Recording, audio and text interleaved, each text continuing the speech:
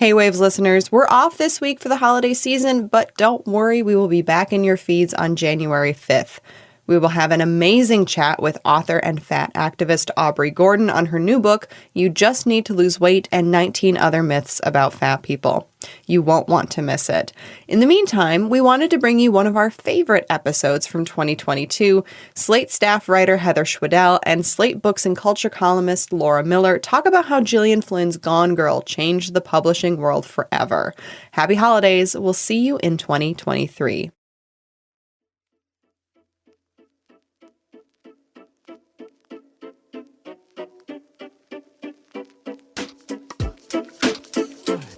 Welcome to The Waves, Slate's podcast about gender, feminism, and framing your bad husband for murder.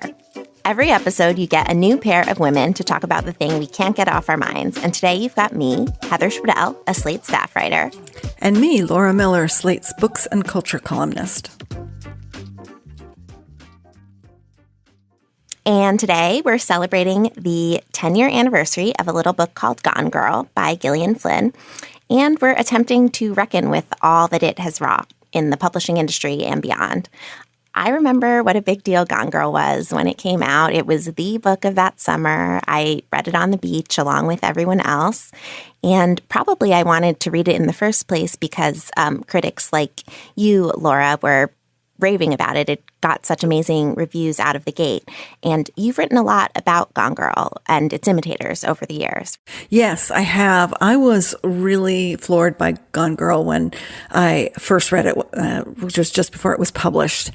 It's such a clever, well-written, insightful thriller, and it's set in the sort of post-recession late aughts among sort of Brooklyn culture journalists who are coping with not just the recession, but the kind of collapse of the glossy magazine industry where you can make a living writing quizzes and interviewing musicians and filmmakers. So I knew that really well. I could really identify with that.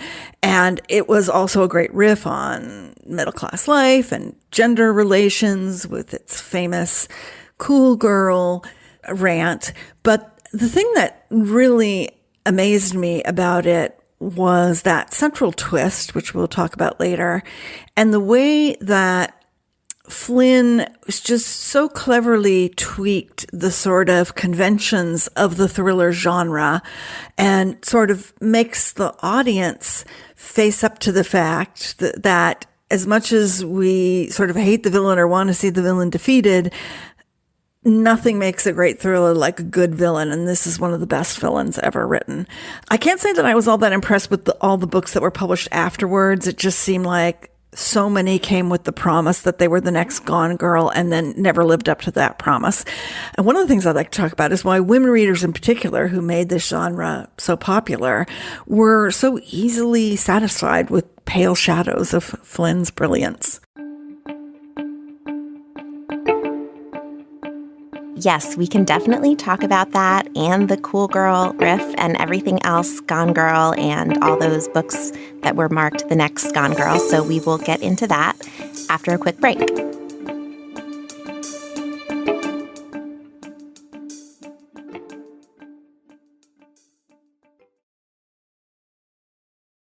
Before we go too far, we should give listeners a quick refresher on the plot of Gone Girl if it's been a while for them. So we have the main characters, a married couple, Nick and Amy Dunn, and they met, as you mentioned, in New York City as magazine writers. Work for them has dried up, and Nick's mother gets sick. So that's why they relocate to his hometown in Missouri, and they're living off of mostly Amy's money there, which is the source of some resentment. And the state of their marriage is very tense when all of a sudden Amy disappears on their 5th anniversary. And the story alternates between Nick's perspective as local law enforcement and the national media are increasingly pointing their fingers at him, thinking he's guilty, he killed his wife, or what, you know, the cliche, it's always the husband who did it. And then we're alternating that between these diary entries that Amy left behind. But then midway through the novel, we get the famous twist. And this book is 10 years old, but we will warn you anyway that we're going to get into some spoilers now.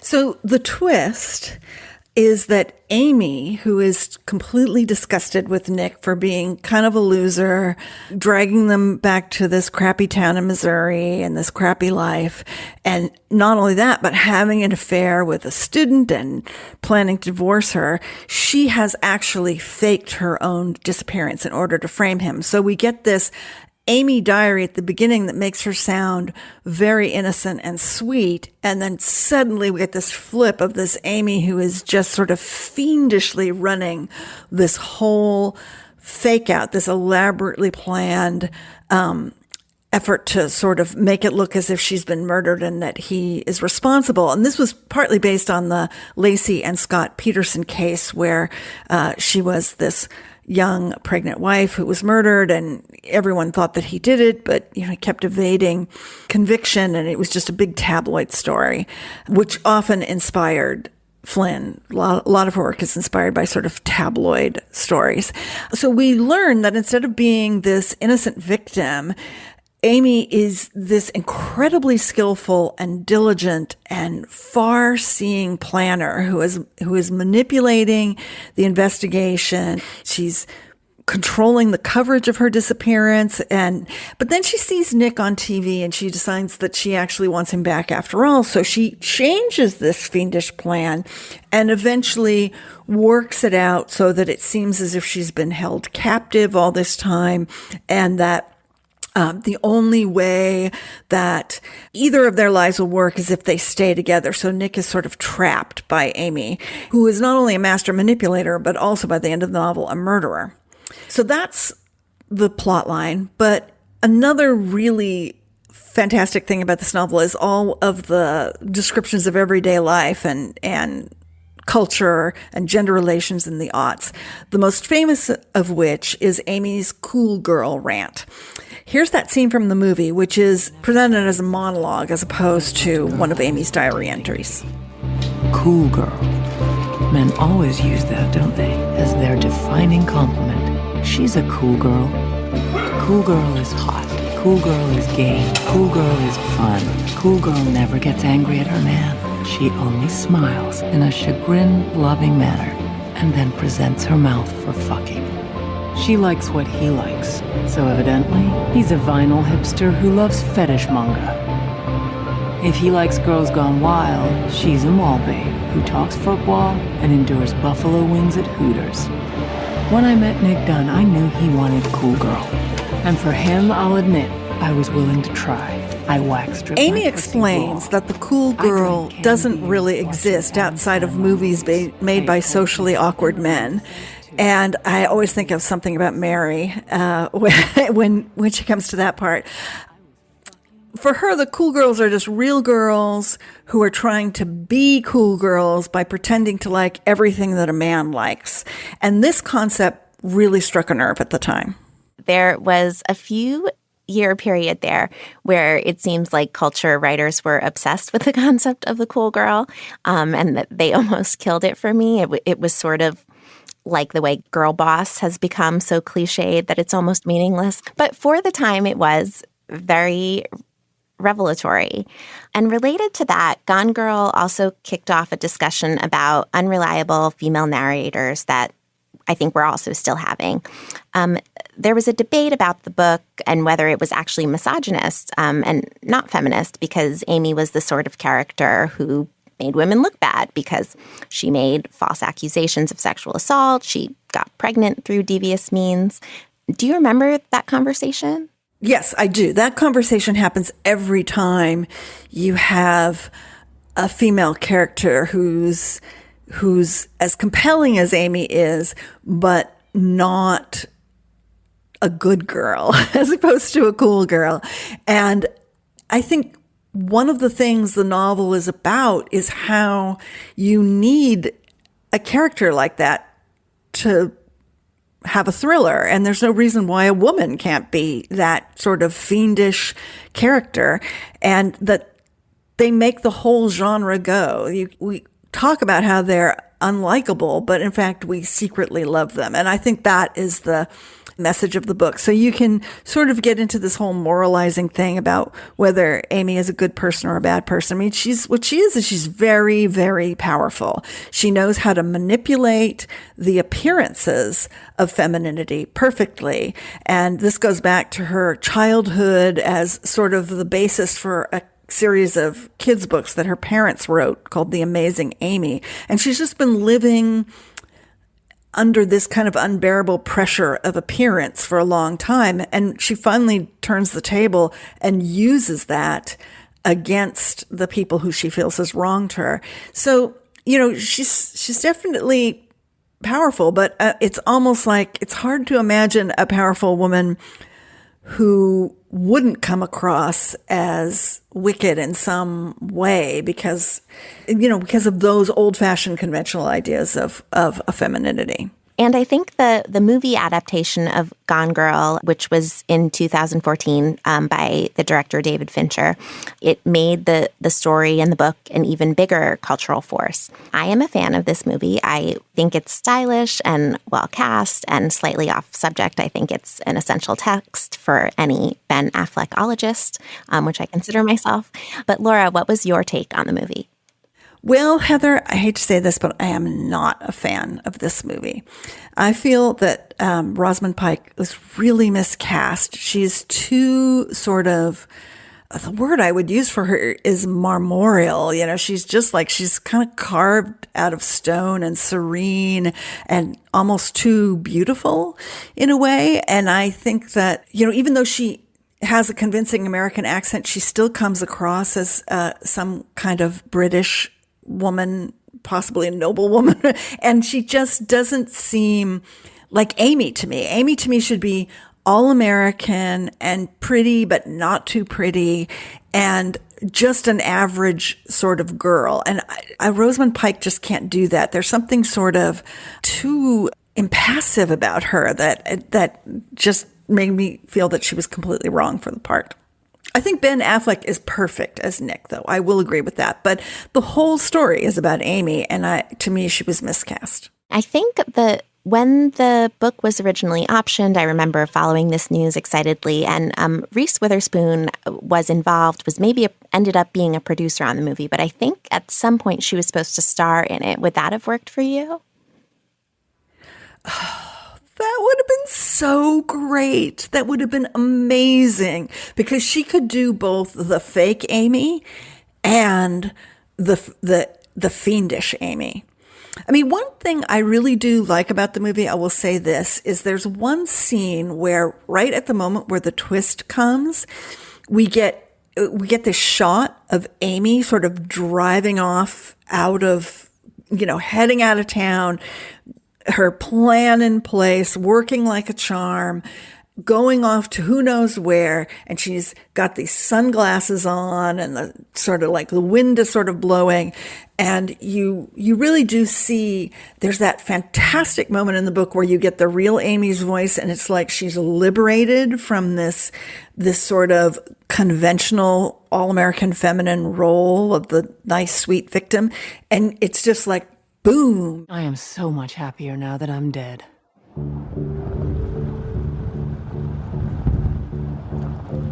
Technically missing. Soon to be presumed dead. Gone.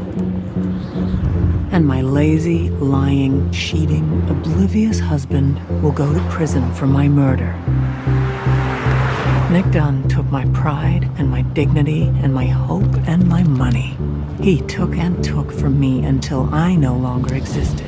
David Fincher really did give us the visual equivalent of that. Like suddenly she's doing the most American gesture of freedom there is, which is just get in a car and drive to parts unknown. And I did like that. I mean, I generally like David Fincher, but I could just never get past how miscast Pike was. What do you like about her performance? Explain yourself, Heather. I think, well, you were saying she's too pretty, but she has to be pretty. I mean, she isn't the whole thing is that she's like perfect and so accomplished, and Amazing Amy was based on her. So I think she does have to be both delicate, pretty, and sort of all-American pretty. I can see what you mean about her Britishness sort of shining through, but I think you believe that Ben Affleck would have fallen for her.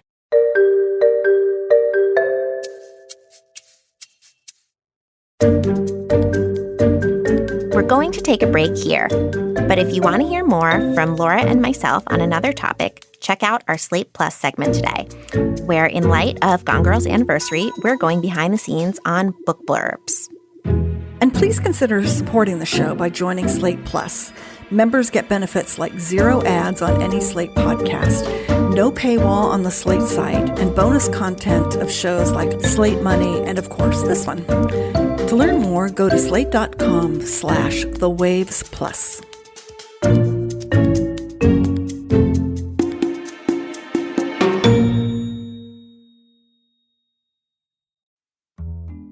This episode of The Waves is brought to you by Amazon Music.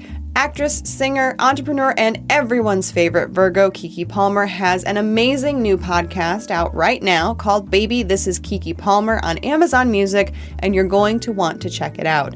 Keke has a lot of burning questions that keep her up at night. For instance, remember Tom from MySpace? Remember that guy with the smile and that little white t-shirt? What happened to him? She's putting friends, family, and some of the hottest experts in the hot seat to ask them the real questions we want to know. Like, is OnlyFans only bad? And where would former child stars be anyway if they weren't actors? These are just a few of the questions running through Keke's mind, and she's letting us in on it all. Because on Baby, This is Keke Palmer, no topic is off limits. Listen to Baby, This is Keke Palmer exclusively on Amazon Music. Download the Amazon Music app now. This episode of The Waves is brought to you by Cook Unity. Getting delivery is kind of like having a bad date. It's supposed to be quick, easy, drama-free, but it never really is. It happens late at night, it's never on time, it's never as hot as you hope, and it usually leaves you full of regret. Maybe it's time to break up with delivery and try something better. You could be inviting a different chef over every night with Cook Unity. The first chef-to-eater platform, Cook Unity connects a diverse chef collective with food lovers to create an elevated at-home dining experience. Through a weekly subscription, eaters can select from a wide array of fully prepared dishes handcrafted by local chefs. With quality ingredients and hundreds of fresh, creative meals, you'll never have to resort to swiping again. Sign up at cookunity.com/breakupwithdelivery and get 50% off your first week with the code WAVES. After Gone Girl became a huge bestseller and a hit movie, there were inevitably going to be imitators, but the sheer number of imitators, even 10 years later now, is pretty striking. Wouldn't you say, Laura? Yes, there were so many Gone Girl imitators. There are still so many Gone Girl imitators, and maybe they're not so much Gone Girl imitators as books that publishers are promising us are going to do the same thing as Gone Girl. And one of the things that Gone Girl did for the thriller genre was sort of spawn a subgenre that became known as domestic suspense or domestic thriller. And it's not like these didn't exist before, but these in particular focused on contemporary domestic, family, marriage relationships. And they really focused a lot on the difference between the appearance of happy, perfect, middle class, upper middle class family, and then some kind of sinister reality, which obviously has an appeal to a female readership. And there were just so many books that in one way or another picked up on that. But probably the most famous of them was Paula Hawkins' The Girl on the Train, which possibly sold even more copies than Gone Girl and became a movie as well. And then the sort of quintessence of the formula that Hawkins sort of developed was The Woman in the Window, which was written by a pseudonymous author named A.J. Finn, who has his own crazy story that we won't get into here. But anyway, even though these books are seen as being spawned by Gone Girl, in a way, the only thing they really have in common is this woman narrator, this central female character who is kind of looking below the surface of domestic tranquility and seeing these ugly things. This woman is unreliable in some way, but whereas Amy is unreliable because she's a master deceiver, in The Girl on the Train, we get this formula of the female narrator who has been through some kind of trauma and she's recovering it, and she's sort of this forlorn and lonely creature who spends a lot of her time sort of observing other people, and she drinks too much or she has mental health issues, so she takes, psychiatric drugs, and then she sees something disturbing, namely a murder, or she suspects a murder. And when she tries to call in the authorities, nobody will believe her because, one, she's a woman, and two, she is a drunk, or she hallucinates other things. And until finally, in the end, she has this kind of violent climactic confrontation with the killer, and she's proven to have been completely right. Everybody was wrong to disbelieve her, and she's vindicated. There's a Netflix parody of this genre, The Woman in the House Across the Street from The Girl in the Window, with Kristen Bell, which is intermittently funny, but one of the funniest bits is the very end, where after she has, been proven right and she's sort of lying in her hospital bed recovering from her fight with the actual killer, and one character after another comes to the hospital to say, "I'm so sorry, you were right all along." And to me, that is the complete money shot of this particular genre. And I also think the explosion of interest in true crime and serialized television about murder with shows like Big Little Lies, which was also a book, of course, but even to Mayor of Easttown, are sort of related to the whole Gone Girl phenomenon. It seems like one of the main takeaways from the success of Gone Girl has been women like murder stories. One of the interesting things about the thriller or the mystery genre is that it can become a way to explore how people's personal relationships manifest these larger cultural issues, the way the recession affected Nick and Amy, the way the collapse of magazine publishing affected their ability to make a living, and their sense of what their future was. It can go to a lot of different places and deal with a lot of different tensions. And I think women really like the detective or mystery or thriller genre in particular, because there's just this kind of reassuring pattern of there's this transgression, and then there's this investigation, and then there's usually some kind of restitution. Now, that's not necessarily true in Gone Girl, where Amy just gets away with all of her schemes. But if you look at the whole first part of the book as how Amy has been dealt this crappy hand where she's constantly being expected to live up to these roles that are meaningless to her, and she's supposed to put up with, having her husband spend all her money and then leave her for a younger woman, then in a way, she does get her restitution in the end. Something you mentioned to me is that with some of these books, Instagram has started fitting sort of handily into the plot lines because it just so fits with the theme of what things are presented as or not as they appear. Is that something you've seen feature in more than one book? Yes. I mean, just in general, any kind of mystery or detective or thriller fiction has to come to terms with technology and how people use it. And one of the things I liked about the Kat Rosenfeld book, No One Will Miss Her, is that Instagram does get used in that. It's how we investigate the people we brush up against or in our world. It's how we form opinions about people. And often those opinions are crafted in a certain way, the way that Amy crafts the way that she's depicted in the media as the victim of her husband.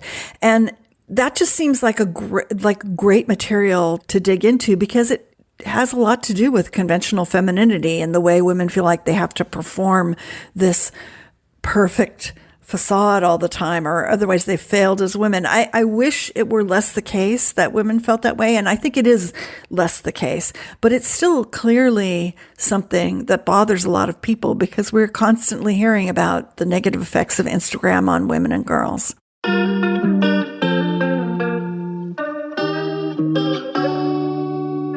Before we head out, we want to give some recommendations. Laura, what are you loving right now? Well, speaking of mysteries and detective fiction, which is truly my addiction, right now on BritBox, I am watching a TV series. It's called Redemption, and it stars an actress named Paula Malcolmson, who people will probably best remember from playing the prostitute character in Deadwood. And what's interesting about it is that she is a detective, a police detective, and she gets this call that she is the next of kin for a dead body of a woman whose name she doesn't recognize. And it turns out to be her estranged daughter, who she has not seen in 20 years. So she goes to Dublin to identify the body, and she learns that not only was her daughter living under her assumed name in Ireland, but she has 2 grandchildren. And she tries to find out whether her daughter really did, in fact, commit suicide, as the police are saying. But the thing that I really like about it is that I've never, ever seen a police detective story that's about being a grandmother at the same time. And it's quite a common motif to deal with a police detective's home life and how difficult it is and how it's hard to stay married. And there's always the wife or the husband who's complaining that the detective is too caught up in the case and is not around enough. In this one, it's really integrated into the overall mystery of what happened to her daughter and how she slowly wins over her grandchildren. And all of the performances are great and the writing is really good. And I'm just enjoying it so much. A grandmother detective. That's the next frontier. Yeah, exactly. So it's always nerve-wracking to recommend a book in the presence of the great Laura Miller, but I will try. Please. I want to recommend The Palus Papers by Tina Brown. Tina Brown is a former Big Time magazine editor, and she is British.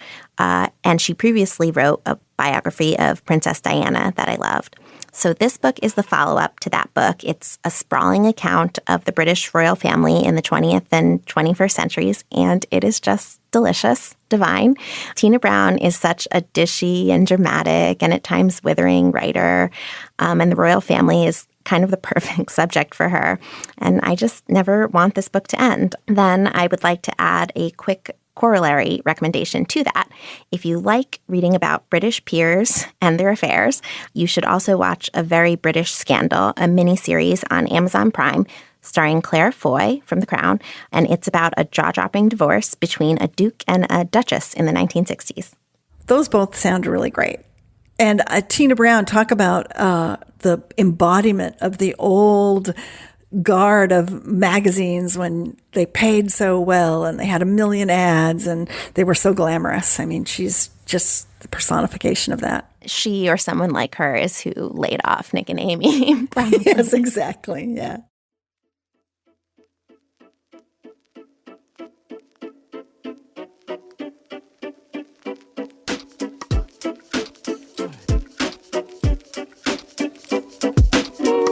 That's our show this week. The Waves is produced by Cheyna Roth. Shannon Palus is our editorial director. Alicia Montgomery is vice president of audio. We'd love to hear from you. Email us at thewaves@slate.com. And The Waves will be back next week. Different hosts, different topic, same time and place.